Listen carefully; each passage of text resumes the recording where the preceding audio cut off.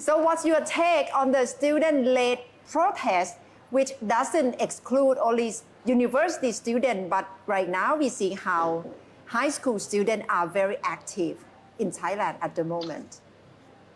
Yes, Kunata is a serious issue. I think it's alarming. We don't want to see kind of protest and tension in Thailand, in Thai society. But I think we've seen this before, this kind of confrontation, demonstrations, protests, because there are a lot of grievances that have been unaddressed. There have been a lot of injustice, inequality. So a lot of the demands and the grievances that the student movement has been pointing out, I think we have to take them into consideration. At the same time, this is an unprecedented, I think, student-led movement.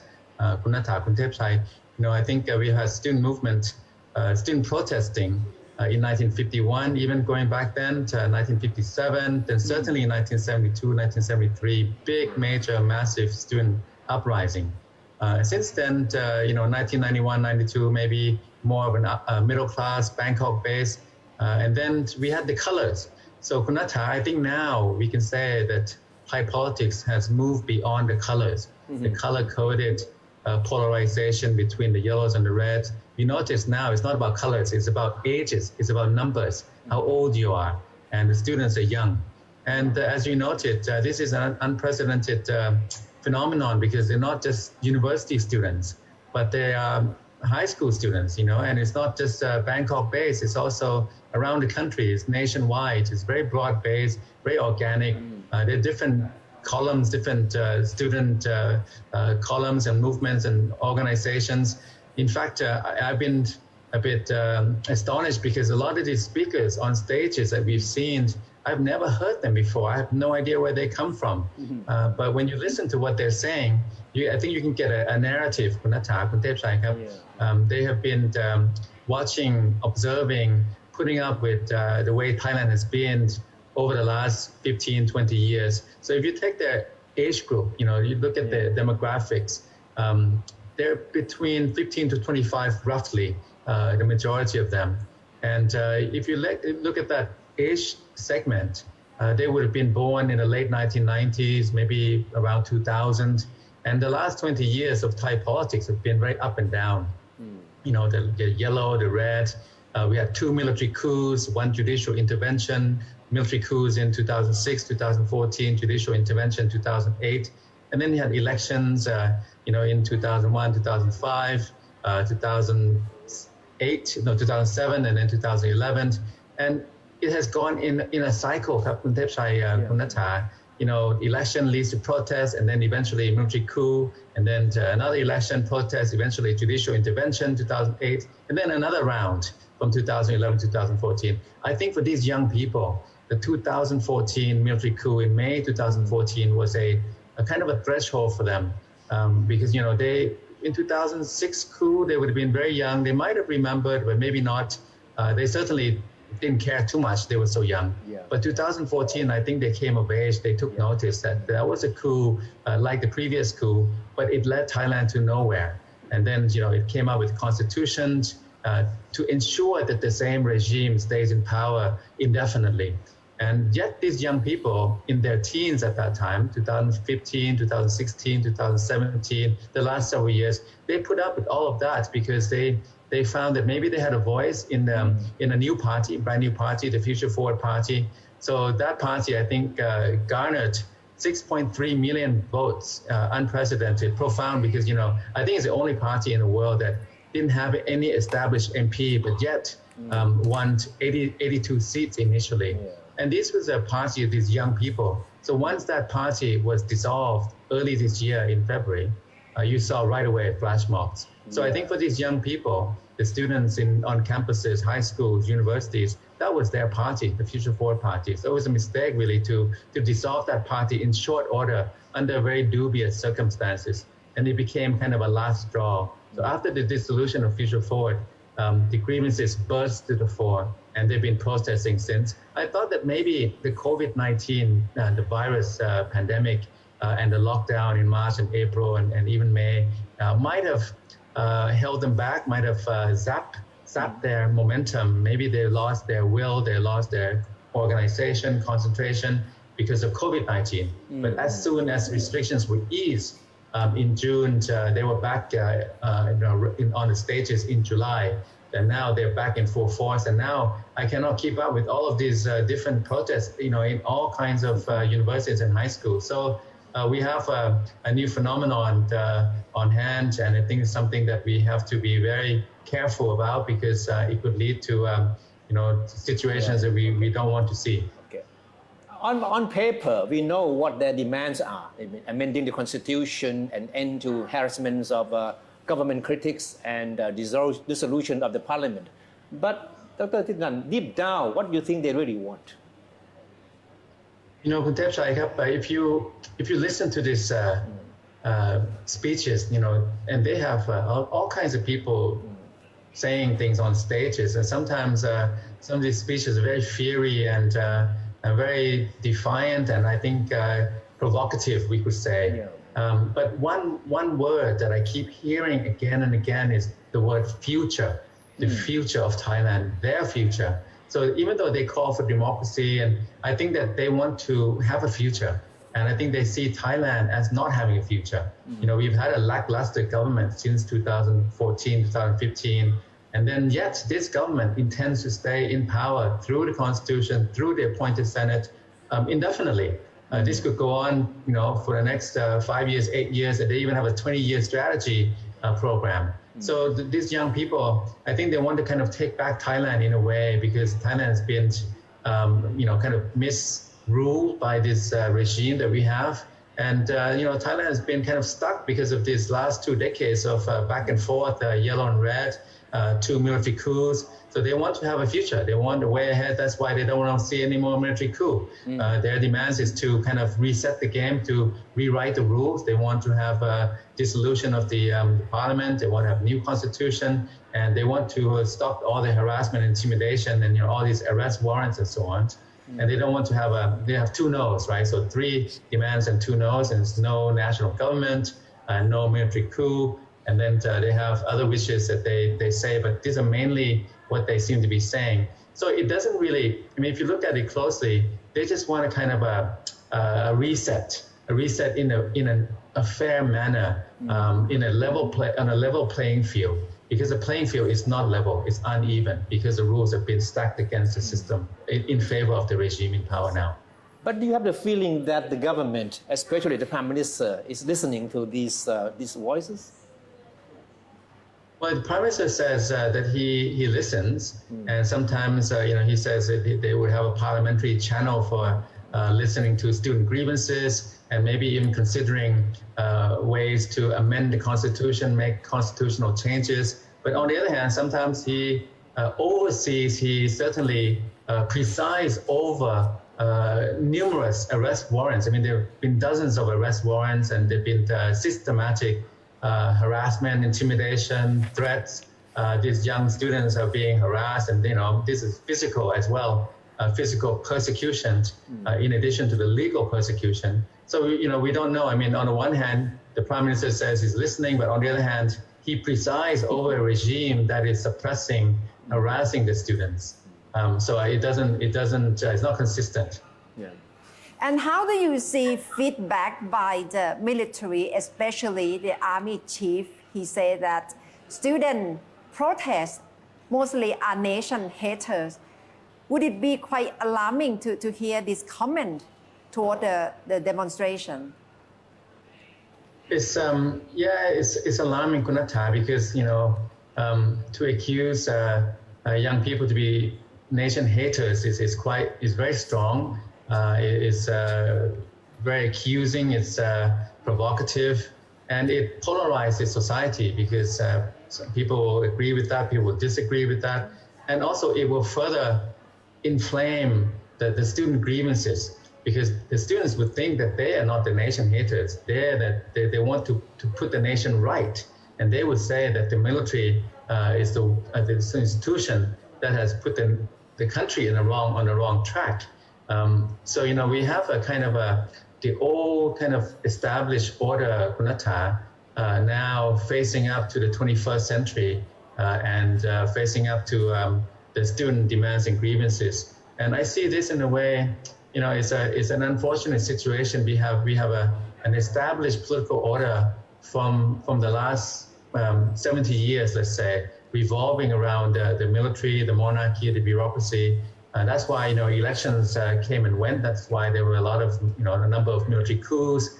That's why Thailand really did not have a chance to develop a workable, effective democratic system. So now the students, they see this as an old, outdated kind of system, and they want to reform it. They want to see it modernized, and hence their demands. And if these demands are not heeded, I mean, they don't have to follow all the demands, but at least if these demands are not listened to, accommodated and respected, then we will head to some kind of more divide and confrontation, which no one wants to see. But that seems to be the direction ahead, given that the military and the army has really kind of hunkered down. They're not talking compromise, they're not talking reconciliation, they're talking about suppression and staying in their old ways. Not a situation we want to see.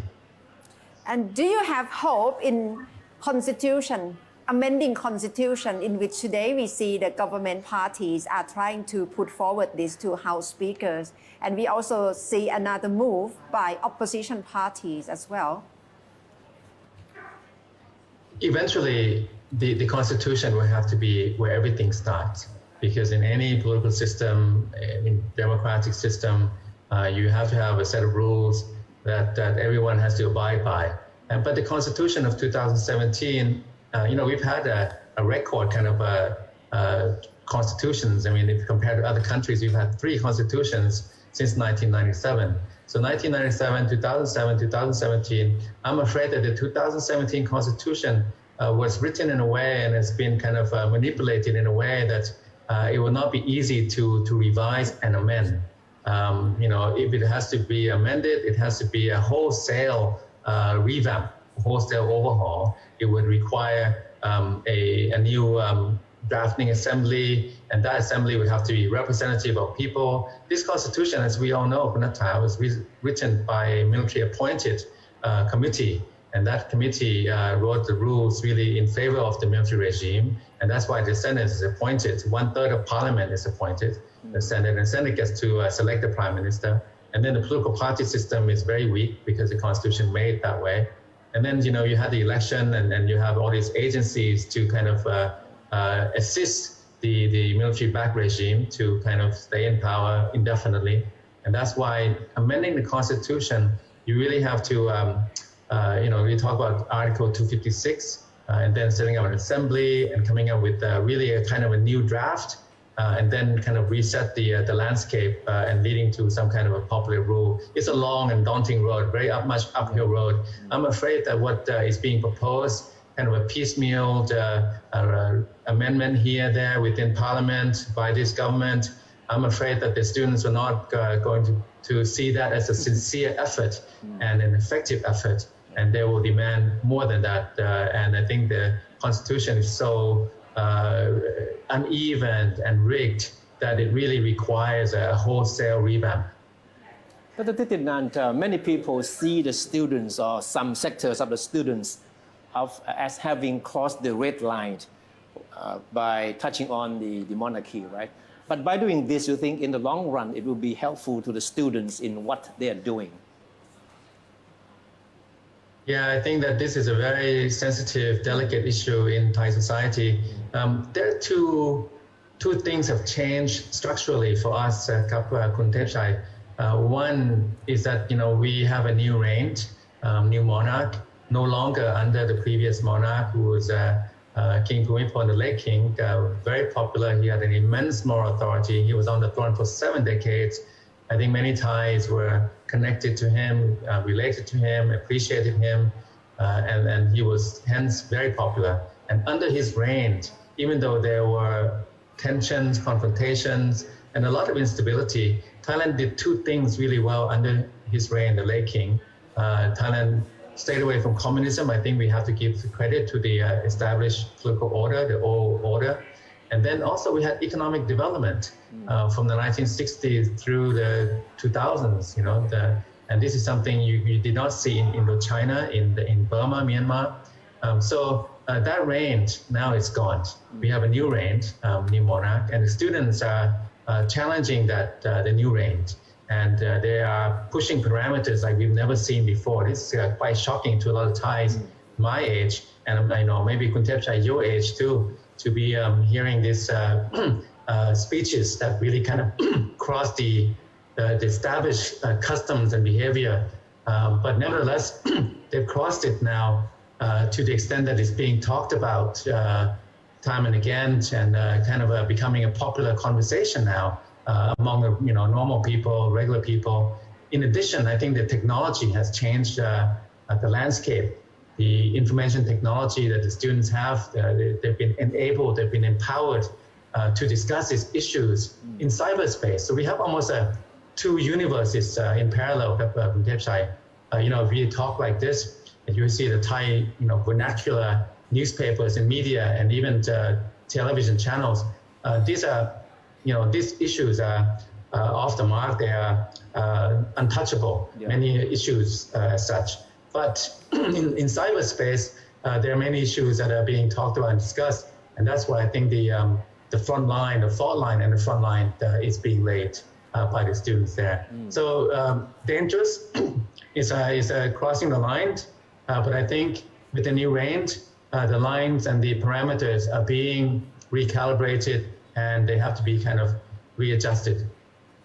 All right. Dr. Thitinan, you must have been asked by international communities like ambassadors who are in Thailand. How do you encapsulate the situation to those foreign community in Thailand? It's it's a tough one, Kunata. I mean, I think the international community, first of all, they like Thailand. We have many international friends. I don't know any country that doesn't like Thailand. That's why we have a record number of tourists last year. People like to come. People who come, they want to come back. But they have been puzzled by what's happened here over the last 2 decades. They saw a lot of elections. They saw military coups, a lot of judicial activism, and a lot of protests, demonstrations. So now they see demonstrations again. And so they're saying, they're asking, well, what is this going to lead to? What's this, demonstrations all about? So I tell them, first, listen for yourselves. Listen to what the students are saying. See if it's true or not. See if Thailand's main institutions need to be reformed and modernized or not. You look around, there's a lot of corruption, a lot of nepotism, a lot of inequality, injustice. Some people are being arrested, but some people who have been arrested never have to go to jail. There's been wealth inequality, 1% owns 65% of the country, and so on and so on. So listen for yourself, see for yourself if it's true or not. So they're asking why now the students are kind of rising up. Well, I think that they've been watching and putting up, but now they're fed up. So they want to take some action, take matters into their own hands. At the same time, I also see this as kind of a reckoning. It's kind of like Thailand did really well in the last half of the 20th century, from the 1950s to the 1990s. Even though we had an economic crisis in 97, 98, we stayed away from communism. We had economic development in a very bad neighborhood, a very hostile neighborhood with communist expansionism. But in the 2000s, 2010, 2020s, there was an effort, I think there was an imperative of adjustment, of reform, of reconciling the last 50 years of last century, from the 50s to the 1990s, to the new demands and expectations and the new younger voices of the 21st century. So Thailand has not really arrived in the 21st century, and that's what this fight is about. It's trying to get Thailand into the 21st century in 2020, 2030s, and having a future for these young people, but also having a future for the country itself. Okay. If you look at Vietnam, the information technology and the social media are amazing because it allows people to see where Vietnam is going. It's surging ahead. Other countries nearby making progress, but Thailand is at a standstill. And this is why these students feel empowered, but they also feel desperate. And that's why they're taking matters and actions that we're seeing in recent weeks. And I think we're going to see more of it